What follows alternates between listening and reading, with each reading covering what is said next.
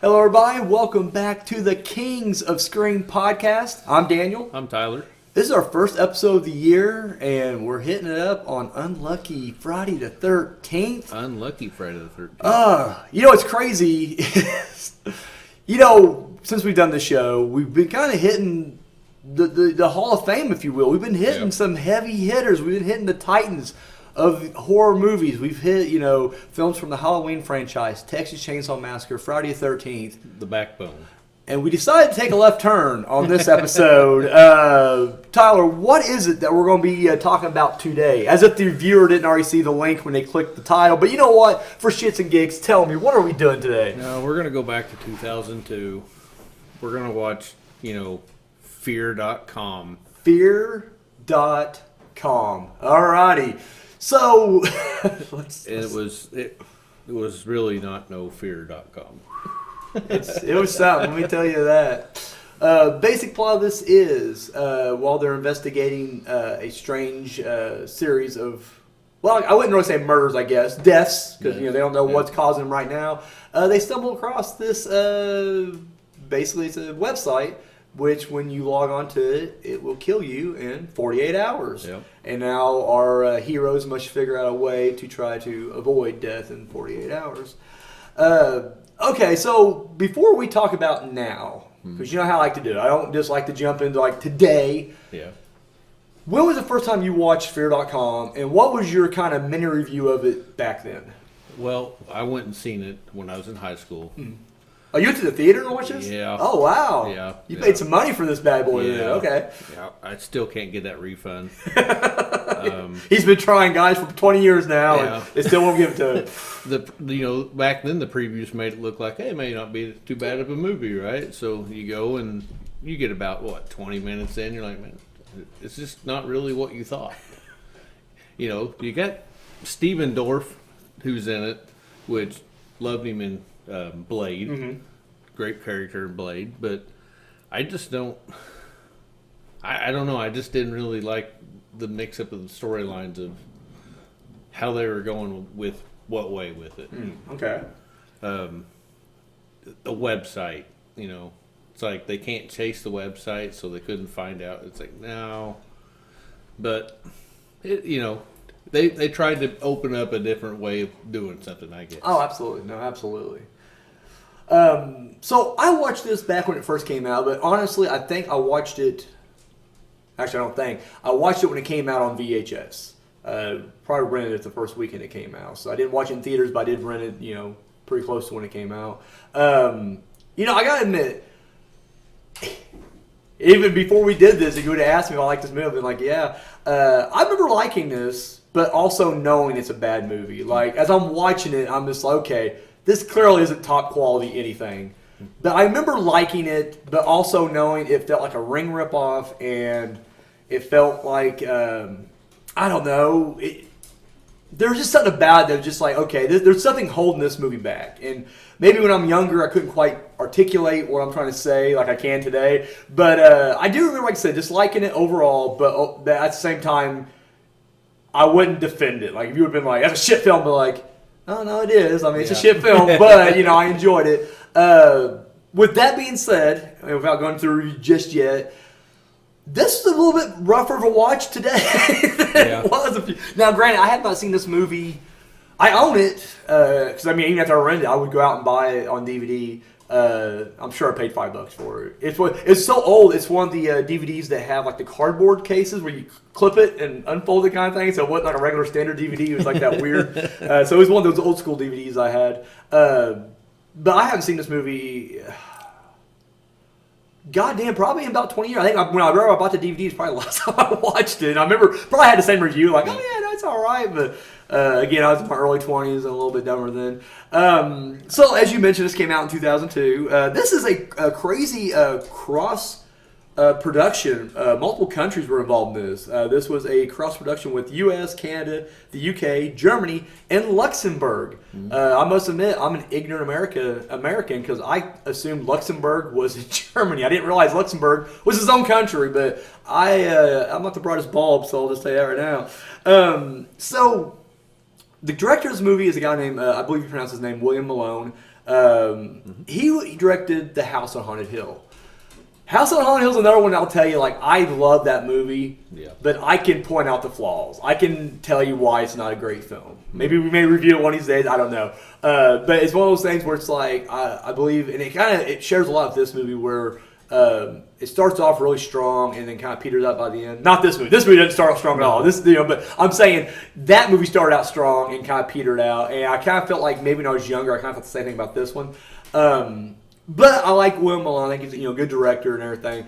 And I didn't know he directed this. Like, that might drop in knowledge, like, oh yeah, I know William Malone's filmography. I don't. I literally, when I was researching the movie, I was like, why do I know that name, William Malone? And when I clicked, I was like, oh shit, he did House on Haunted Hill. And as soon as I said that, I was like, oh shit, you could tell. Like, by looking at this movie, like, yeah, this is very much the same director as House on Haunted Hill. Seems like it was just, it was dark the entire, which, I don't, mind a dark film like that, but not the entire film. You know what was bad about it was, and I didn't point out this one until just now, but this is a gripe I have with some horror films, is like, they'll have all the lights on in a location, and it's still dark, and you're like, come on. I get you're looking for a creepy interior. I get that, guys, but make it logical. Don't put lights everywhere and then have every light be dim as shit. Like the police station was like, how are they even getting their police work done in this dark-ass, dank police station? Because every light was just dim. And it's like, dude, come on. You guys can't afford for fluorescent tubing in this place? Apparently not. Not in the Feardotcom's world. No. Director does this movie, and he was really looking for this kind of nightmarish look. And I will say, this entire movie, the one thing I give this film is the look of it. I think it has that 2000s Marilyn Manson, 9 Inch Nails music video, fucking new metal look. Now I do like the music that they play throughout. That it keeps that interesting. No, it definitely. I feel like I don't know because I only know one German metal band, but I heard a lot of German metal in this movie. I'm just like, it's all Rammstein. It may not be. It could have been someone else, but I'm just like, it's all Rammstein to me. But anyways, no. So I like the look and the aesthetic of this film. It's everything else that just kind of falls to the wayside here.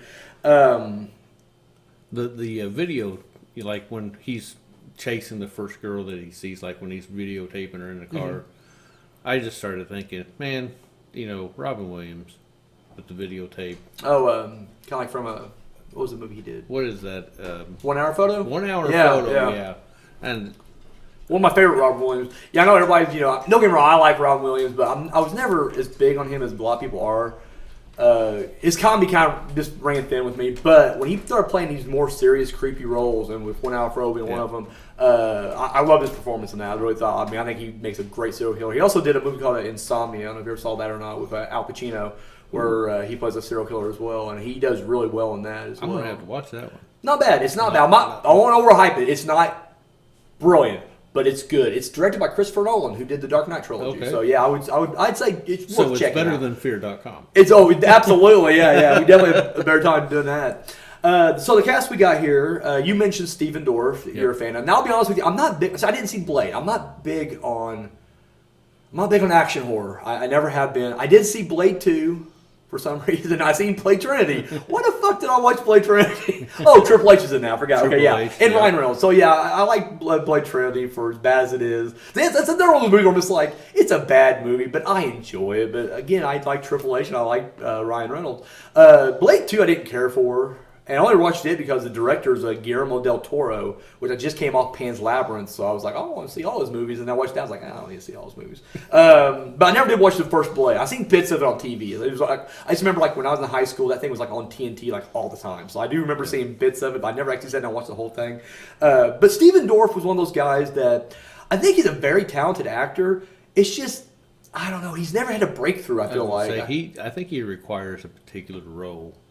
In some movies, you can pull off some things, but I think it has to be particular for that person. I feel like, and I don't mean to knock Stephen Dorff. This guy will achieve more than I ever will in my life. So, Stephen, if you're somehow coming across our podcast, this is not me shitting on you because I think you did good in this movie. You were great in The Gate, so we're cool, bro.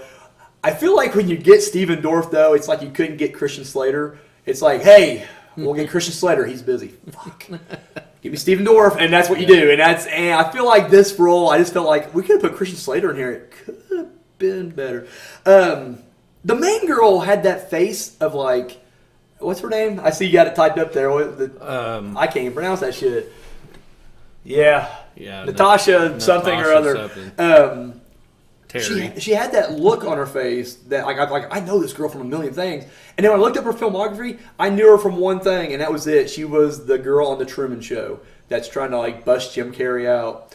That's it. I mean, don't get me wrong, I'm not saying she doesn't do anything. She has an extensive list of shit. Yeah. I just didn't see it. I'm just like, but again, I think she did good here, and I read that in an interview that the director thought that she was miscast in this movie, but I thought she did okay. I mean, I don't think it's necessarily the cast's problem in this movie. It was the writing. I think the script was really bad. Yeah. I think the dialogue was a bit stilted. I think, honestly, these actors did the best they could do with what they were given, in my opinion. Yeah, I mean, you kind of... When they have that kind of storyline, you got to really rely on your actors to bring out the story. No, absolutely, yeah. And the actors tried, but the storyline just mean, wasn't there. It wasn't catchy. I don't have a problem with, doing the whole Fear.com website, but I think that they should have went a different way with it. The execution was it was all over the place. I think that was the big thing. I felt like they didn't quite know where they were going, and I felt like it translated here. Like, it just felt like, I don't know, they were trying to... Again, it felt... And I'll get to this in a second, because I know people who maybe know more than I do is going to call me on this. It felt too reminiscent of The Ring, and I felt like they were trying to cash in on that. Yep. Now, I'm going to get in on that in a second, because I'm completely wrong on that. I am completely wrong on that. But what I'm saying is, to me, it felt like... And maybe they were cashing in on the original Ring, the Japanese version. Because this also felt like Pulse. I don't know if you ever saw the original Pulse, or even the remake, I guess. But it kind of felt like that a little bit, too, or One Missed Call, or, along that vein of, like, technology, supernatural coming together, and, us dealing with it. And this here just happens to be a website. Which, you got to remember, the internet was still kind of... I know it's been around since the 90s, but you got to remember, internet in the 90s wasn't like the internet now. And even in the early 2000s, it wasn't quite what we have now. So it was a different beast altogether. You still had chat room. I love the... Google they use, the hot box or whatever they called it, the little, and I'm just like, what the fuck is that? Like, this is so, I don't know. That is not an internet browser. No, it's definitely not. They definitely saved a few bucks making their own there, I guess. The villain in this movie is played by Stephen Ray. He's another guy. I didn't really research him when I was doing my research here. I just recognized him from one movie.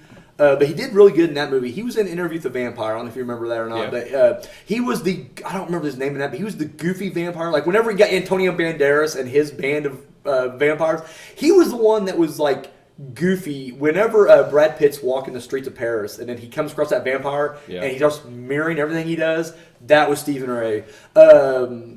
He always reminded me of Jeffrey Rush, who was in House on Haunted Hill, played... Barbosus in the Pirates of the Caribbean.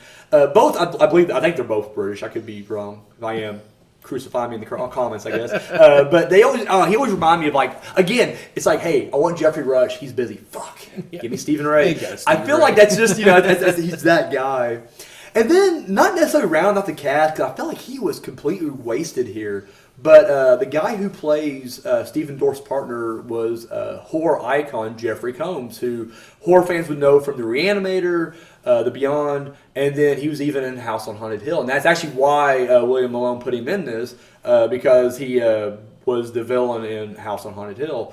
But here it feels like two things. One, he's completely wasted. Like, that role was nothing. Yeah. A wasted role. And it seems like he is kind of bored there. Like, almost like... Now... I've seen Jeffrey Combs do a lot of different movies. He was in The Frighteners as well. I love The Frighteners. I forgot about that. But Jeffrey Combs is a really good actor. He's very diverse. I've seen him play good guys, villains, whatever. So I'm not saying that he did bad here. I think he just kind of phoned it in. I think, honestly, and I could be wrong. Jeffrey, if you're listening, buddy, let me know. Like, did you kind of phone this one? Or what? I mean, because I don't want to make fun of your performance, but it does kind of feel like you look as bored as I felt watching this movie at times. Like, I don't know. But that's the cast. Is there any other standouts in the cast, or anything about this cast that that you can kind of think of, that you kind of, anything that strikes you as? I felt like maybe they should, they went with a lot of, and I hate to say it this way, second rate. Oh, absolutely. No, absolutely. No, they really were, because even coming off of, like you said, Blade, or, Enter the Vampire, or even House on Haunted Hill, it's like, yeah, we're not reaching for the stars on this. Now, granted, this is probably a low, but yeah, it was So the budget was $40 million. Not quite super low, though. I mean, even back in the day, that's kind of a good chunk of money. But they only grossed $18.9 million. Oh, boy, did not get your investment back on that one, huh? I think this is the first one we've actually done where it's been low. Yeah, because honestly, I think even the low budget ones we've done before, they were so low budget that they grossed more. Even if it wasn't like a big, blip on the radar, it still made more than the budget. So you may be right. This may be our first box office bomb that we've actually reviewed on this show. They 3% on Rotten Tomatoes. Jesus Christ! Not just that, it also has a 3.4 on IMDb. So I mean, 3.4. Yeah, and even though I don't usually keep track, because I always keep track of the box office, the Rotten Tomatoes, and IMDb, but I also noticed that it had a cinema score of F. Cinema score is in major cities. What they do is they kind of post in the lobbies, and they'll be like, here, give it a letter grade. And usually people are pretty cool with it. So, I mean, you'll go between A and C, Yeah. Nope, they give it an F. And I guess in 2002, there's only 3 films that got an F, and this was one. I don't remember what the other 2 were. I want to say Solaris and, I don't know, maybe Darkness or something like that. It was, whatever it was, they all deserved it. And, yeah, this definitely kind of deserved that F rating. A lot of the critics that I read, they were like, it's very confusing, how you wanted to go with your storyline, which made it, I guess, it gets to a point where it's not interesting. No, that's the thing. It kept jumping too far around. You didn't quite know where you wanted to go. I feel like if you're going to do technology-based, supernatural, whatever, then you need to explain, like, well, how's it? They don't explain. They're just like, it's Ghost and the website, and that's it. Don't worry about it. But look at all this crazy stuff, and it's like, well, wait a minute. How are the ghosts crossing over? Like, how is the energy being caught in these, in the wires or whatever? Yeah. And I feel like they don't want to explain it. They just kind of run with it. It felt like they're trying to do a film noir, mystery, police procedural. But then you cut to just wacky craziness. I felt like they wanted you, the viewer, to put it together more than they wanted to actually show the work, Yeah. It's like in school when they're like, show your work, and you're like, no, I know in the back of the book it says the answer's 15. Let me just put 15 down. Like, no. You got to show, hey, get the 15. Yep. Well, Feardotcom said, fuck you, 15. That's it. There's your answer. Right? We're going straight to the back. So anyways, I guess we can kind of start hitting this plot up a little bit, because I guess after this, we're pretty much just going to finish it all off or whatever. But so, Udo Kerr. I see Guy dies on train tracks on your notes there. Udo Kerr, I forgot about him. He was the first German guy who died. He's kind of a big heavyweight in horror. He played in the original. Well, I'm sorry, not the original. He played in Andy Warhol's Frankenstein. I believe Dracula, but it's called Blood of Dracula. It was Blood of Dracula, and he played in Flesh of Frankenstein. If you're not a horror fan, you may know him as what the fuck was his name in Ace Ventura? He was the guy who owned the Shark Tank, where Ace and Monica from Friends go to investigate him. Oh, man. But he was the guy who's like, and who are you? Should I call you Date? He's like, Tom, or he goes, Ace, Tom Ace. And he's like, Tom Ace, But that German guy there, that was this guy, Udo Kerr. He's one of those guys where, I don't know, again, he had more of a cameo in this movie, I guess, just as victim number 1. He's chasing the little girl with a ball. Yeah, the little girl has the ball. And that's the weird thing was, like, when he sees her on the tracks, don't get me wrong, good guy, you're going to try to save that little girl, I get it. Even if it is kind of like, clearly at this point, he's already seen enough weird shit that he should know this is a trap or a trick or whatever, but whatever. He jumps on the tracks to try to save her, but then there's a moment where, like, he runs up to the side, and he's like this. Up against the wall. Up against the wall. Thank you, we're doing radio, so they can't see me home. And he's up against the wall, and then he's like, fuck it, I'm going to try to run for it. It's like, just stay where you're at, but he does it. And then, I guess I was hoping to see him just get, I guess the budget wouldn't allow for it, but I want to see him just get splattered, but he does. He just like gets hit and like ping pong balls off the front of the train, and it kills him. Which, none of his body parts came off. No, you would have been like liquefied. Yeah. And he's like, nope, I'm totally intact. Yeah. You get the German guy in the jail cell who gets brought in. He just like hemorrhages out, has a heart attack or whatever, stroke or. Yeah, because there was a lot of unexplained deaths. Yes, Which and they just drives me nuts because if you're going to bring a character into a movie and you're going to kill the character, tell me why. What was his fear? That's the other thing too. They tried to tack this on was like everyone who was killed, they died. They were being like haunted by their fears. Yep. And you find out later, like the main girl's boss, who just I guess he was in the fetish death porn, was on the website, and his fear was a car crash, and that's how he died. The girl had a fear of drowning, even though she got in the bathtub. But she didn't die drowning, but yeah, exactly. Yeah, that's what I'm saying. They didn't even embrace these, and so it's like, are you trying to tell me like did the guy like have a fear of like trains? yeah. Did the German guy have a fear of jail cells or strokes? I mean, it's just like it didn't explain it. It's just like it did it.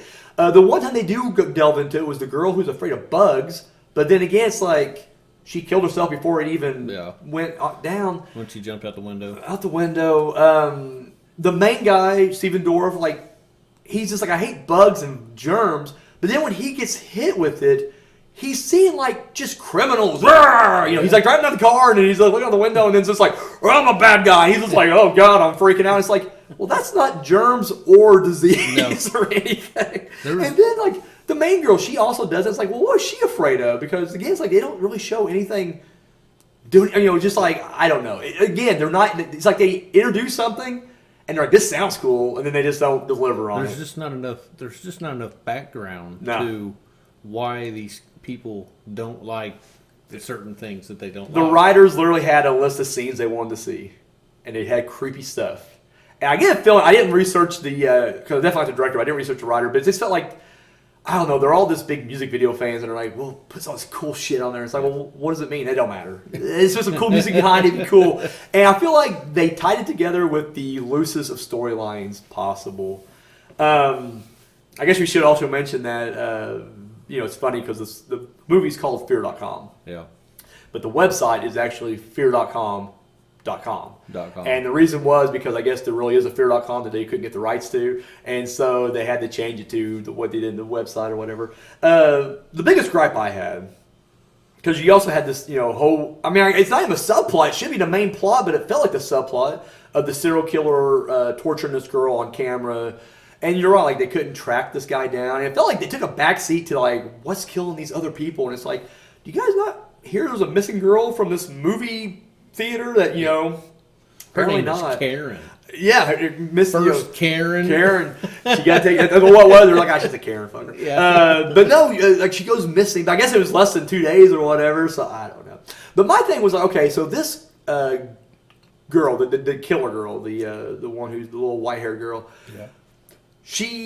Okay, so you go on the website, and then you got 2 days to try to, I guess, not just find her, but to release her or whatever. Try to, it's revenge. That's what it was. Yeah. Wasn't trying to find her as her revenge. So you got 2 days to try to track down her killer. So everyone who's signing on to this website,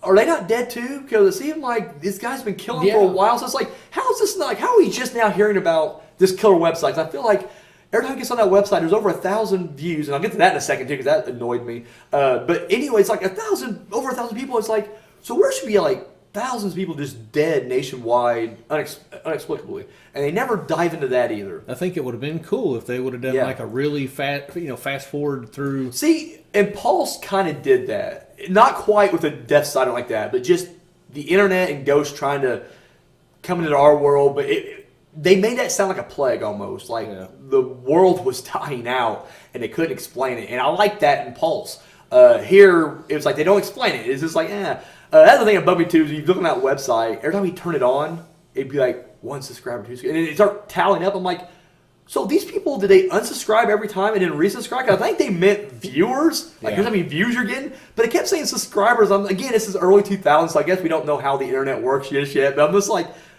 well, he's getting new subscribers, so do they have to pay every time they watch the video or every time they log on or whatever?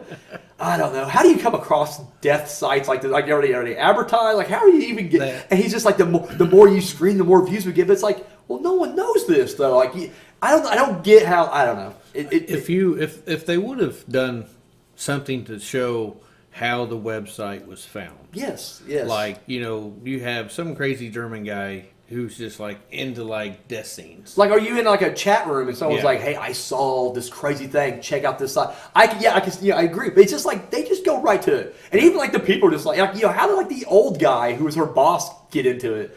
The German guy you can kind of understand only because he was obsessed with that book and all that stuff. So I kind of get him. I mean, again, they're not telling you. You just gotta assume he's just kind of surfing. But it's like the boss was just like some old pervert who's just like, I want to see young girls get murdered. What is it with the damn nosebleed? Yeah, well, because that girl's like hemophiliac or whatever, and so I guess that's right. You know, yeah, she had to wear the and so I guess. and But you're right though. It's like really that's your because he's like when her boss was in there and she's like, "Where's your computer at?" Yeah. He's like, "I sent it off to get fixed."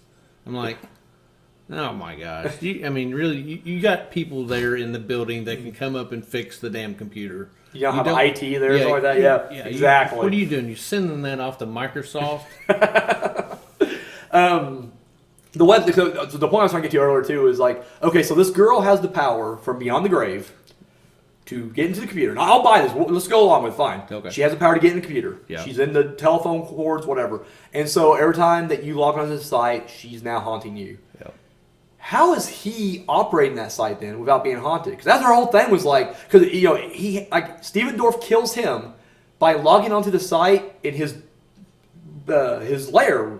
You know, when he gets shot, he crawls over to the computer and just like feardotcom.com, enter, Yep. and then she's there. But it's like, wasn't he already broadcasting on the site? Yeah. So why could she not kill him there? I think they made it seem like you actually have to look at it. Yeah. You know, Or you just have to put some thought into this, and then so they're did just like, he just close his eyes and type in, to start the program? yeah, I can think to myself, it's like, it should already be running. Like those computers, the camera, it's all linked up to the site. So how can she not snake her way through the cords? And I don't know. Again, it's just like it makes no sense. It's like he had a barrier for her that she couldn't cross, and it was not explained. Good firewall, right? He had Norton antivirus, and it worked pretty goddamn good. That's the. I tell you what, Norton antivirus back then sucked fucking ass. I don't know how many times I got some spam on my mom's computer after looking at porn. So Oh, you and me both, buddy. You and me both. So, anyways, the ending kind of happens where she goes into his mind now, and he's being tortured and filleted alive in his mind, but then outside he just kind of dies. Again, it's like, and it was quick. Like, you would think she'd want to keep him alive to torture him for a while. Because, again, he tortured her for 2 days. Yeah. And then she kills him in literally less than a minute of movie time. And I'm just like, oh, that's it? Okay, we're done? That's what you... So you killed... presumably thousands of people for this one moment of torture, and you just blew your load in 30 seconds? All right. Steven Dorff took a bullet to the chest. See, that's the other thing. So, I'll be honest with you, the whole movie, I did not remember the ending hardly at all. I remembered the ending like cops showing up, and I guess I had the ending of The Ring in my mind, where they got the body, they arrest him, and so Steven Dorff and her lived happily ever after. I forgot Steven Dorff died in this movie, because I'm just like, holy shit, like, you shot Steven Dorff, and I was like, he'll be okay, and he's just like, and I'm like, no! And then they kind of had this dumbass ending where she's at home with her cat, and the phone rings, and I mean, I'm taking it, it's supposed to be Steven Dorff, like, still trying to communicate with her, because again, they kind of established, you got to do your own work here, but they established that when you're dead, your spirit doesn't necessarily go to heaven or hell. I guess it can, but in this case, you could also go on the internet. So I guess Steven Dorff's now on the internet, and he can call her, but I guess he can't talk to her. So I don't know, that's how I took it. How would you interpret the ending there? The ending was just, to me, the ending was dumb as shit. No, it definitely was. I'm not trying to justify it. But to you, was that Steven Dorff? Was that the dead girl? Who called her and hung up? They almost felt like they left the door open for it to be another movie. Oh, they definitely did. They were hoping for They were hoping for Fear.com too, or Fear.com /part 2, what they're gonna call it. But anyways, definitely. I think that's why they did that. Yeah. But it's like another one of those unexplained reasons of why things happened. I just didn't get it. But I mean, I would understand that if maybe he said, "I'm okay," kind of like give, or her just said her best, name, like kind of like Terry, something like that. So then she would know. But she like could I said, smile, you're right. cuddle with her dog, go to sleep, have a happy ending, whatever the fuck it wants. But it's just ring, it's like hello, There's no one there, obviously. And then she has no emotion. So Yeah. it's not like she's even freaking out or even comforted. She's just kind of like, hello? She's not worried about the prank phone call. I think at this point she was just shit like, she just went through. You feel like she was just like, let's get this movie over. She's like us. She's just like, let's just finish this movie. Roll credits, please. Yeah. Tell us at home if you. I'm curious what you guys think. You know, who was that? Who was on the other side of that phone call? Was it Steven Dorff? Was it the killer? Was it the girl? Who was it? Was it the cat? It could have been, it could have been the girl saying thank you. Thank you. you. Yeah, It could have been somebody doing something, but it was just complete silence. And she had no emotion. So, as I mentioned before, this always felt like a ripoff of The Ring. Mm-hmm. A lot of people thought that. Oddly enough, though, this came out before The Ring. Yeah. 2 months prior. And honestly, I was shocked by that. Now, I think the reason why I saw The Ring in the theater, I saw this on VHS. So I saw The Ring first. So to me, Ring came out first. But the thing is, you read a lot of reviews. A lot of people said the same thing, like this was ripping off The Ring. And it's like, well, it couldn't have, Now, it couldn't have ripped off the American remake of The Ring, but it definitely could have ripped off the Japanese version, which came out, 98, 99 or something like that. I went and watched The Ring in Oh, yeah, did you? Yeah, no, I did too. Loved The Ring. Unplugged my TV when I went home. No, same here. I actually unplugged it and turned it around. Like, I was like, fuck that. I don't want that shit coming on. I don't want to know some crazy bitch crawling out my TV. The thing is, I think it's one of those things where it's like, it had that Japanese horror influence, or at least the American version of the Japanese, horror influence. But yeah, I just thought that was very interesting because even when I read that, I was like, bullshit, this did not come out before The Ring. I actually had to look up both release dates. I was like, oh shit, it came out 2 months before. I was like, oh damn. All right, so final thoughts on Fear.com. This is kind of a short one, guys. I'm sorry. We normally we can flesh this out for almost an hour, but today it's like, there wasn't much to this. Not a lot of meat on the bone on this one. Final thoughts on Fear.com. I think that if they went a different way, even with the same actors, because I'm not going to piss on the actors. No. I'll let them slide. I think that if they would have had a better, healthier storyline, it would have been different. Yeah. Obviously, it seems like something they just put together. Yeah. In a basement in a week. I feel like from the success of House on Haunted Hill is how William Malone got this job, and I think they were just hoping to cash in on that. They're like, hey, we're going, that style is in right now. Let's make some more money. And you're right. I think they literally, I don't know how long it took to write the script, but I'm sure it wasn't long at all. Yeah. And they just slapped it together and ran with it. Yeah, it was not. I don't know. I just, when you're doing these kind of movies, I think you have to put in a lot of meat. See, that's the thing, because, we joked about how, everybody kind of shits on, slasher films, and they're always just like, well, it's all the same. But it's like, we've reviewed, even not just the first one, we reviewed sequels even, and by definition alone, sequels are usually the inferior movies. But, I would say everything that we've reviewed had substance. Everything we reviewed, it had meat on the bone. It had something you could dive into. Even if it wasn't perfect, we can both agree, there's something there. Even if you don't like it, that's fine. Yeah. But you can't sit there and be like, well, there was just nothing. It's like, no, there was actually plot, there was story, there was emotion behind the writing. Whereas here, it really was no. There was nothing to this. And you had some movies that they made where the actors are actually, having nightmares from being in the movie. It's like, my nightmare of being in this movie would be like, when the fuck is it going to be over? Exactly. And I have a feeling a lot of people were here for the paycheck. I can't imagine there was anybody in this group that was like, I'm here for the project, including the director. I think they were all just like... You lose $22 million. And actually, you lose more than that because they never put into the budget how much you spent on marketing, and that can always go an extra $10 million depending. So yeah, they lost their ass on this one for sure. Yeah, because their international numbers were not good. No. And that's always another thing you can always kind of back up to, because you sometimes, even if your movie bombs stateside, which that usually is a lot of it, they will be like, that's it, no more sequels. But a lot of times you'll hear producers go like, yeah, well, what we didn't make up here, we made up with DVD sales, we made up with international sales. So it's like, they didn't even have that. There is no cult following. That's the thing. Even bad movies, 10, 15, 20 years in our case here, down the road, you'll get a group of people just like, no, we like it for what it is. And it does develop a cult following. There is no cult following for Fear.com. There is no group of people who are just like, oh no, here's why. No. This is almost internationally just hated. Yep. And I got to say, on my end too, like I said, if you would have asked me I actually watched this last night. If you would have asked me before what I thought of this movie, I would have been like, I like it. That's the funny thing was when we came up with this, Tyler, you picked it. You said, I want to pick something different. We've been picking a lot of fan favorites. We've been picking stuff that we love. And you're like, I want to pick something we can get shit on. And you're like, Fear.com. And I didn't say anything then, but I was just like, oh, I kind of like Fear.com. So I was like, well, at least we'll have fun talking about it. And then I'll rewatch it, and I was just like, like this was not. So I guess my final thoughts is this. I like the look of the movie. I like the concept. But everything else is just shit. I think the direction's bad. I think... I won't say performances as much as the writing, but honestly, these actors weren't good enough to save it. Because it does make you wonder, like, what if he had A-listers? Like, what if he had, like, a Johnny Depp or a Robert De Niro?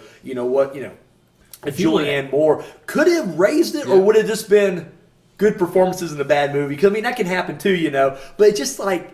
Unfortunately, and again, I'm not trying to shit on any of these guys. I respect you guys, but they aren't the ones you would call on to raise the material of the or raise the level of the material. So it's like, yeah, this was it was bad. The kill scenes for me were like when he's in the car, like, and all of a sudden the car just takes over itself and starts driving. Yeah, I'm like. The doors won't unlock. Okay, yeah, I understand that, but why did he drive out in the middle of a factory-looking area? Yeah, why was he in the industrial complex to begin with? And again, it's like, okay... No background story to why he was doing it. Well, I was going to say, because that's the whole thing. It's like, okay, you can make the argument, like, it led her to an area like that because she was looking for a little girl. Was he also investigating? Yeah. I doubt it because he didn't act like he was. But again, it's like, well, why was he there then? Like, why was he out there? And it's just like, again, there was no context to this. You could have even threw in a little throwaway line where after he dies and they're investigating his computer or whatever, they're like, well, it's weird. He was investigating this dead girl. That could have been something. Even then, even more like, well, why would he? Yeah. But it's like, it would have been something, but we don't even get that. Who's not afraid of car crashes? I don't say, like, that's something you might be afraid. Here's what I think is funny about just car crashes in general in movies. Like, especially like when a demon or a ghost takes over your car. They do the steering and they can't get it to work right. They always hit it brake and it doesn't work. I was like, two things. One, why don't you ever just try to slam it into the brake? Like, fuck your transmission up. It's like, see if that would work. They never try that in the movies. Or B, why don't you just take your seatbelt off and then just crouch on the floor? Now, you may still die on impact, but it's like, at least you're not going to go through that windshield. Or buckle up. I don't know. Do something. But they never do that. Like, I feel like the first time I'm in a car and it goes out of control by itself, I'm just like, buckle up, or I'm just going to be like, nope, and I'm going to go right in the floorboard, just cuddle the fetal position, and just hope for the best. But jump in the back seat. At least you won't go through the front window. Exactly. Again, you may walk out with some bumps and bruises, or car could explode or whatever, but it's like, at least you're trying. I'm not just going to keep stepping on the brake when it's not working, because like, okay, first time I try brake, it doesn't work. That's it. It's not working. I may try a couple more times.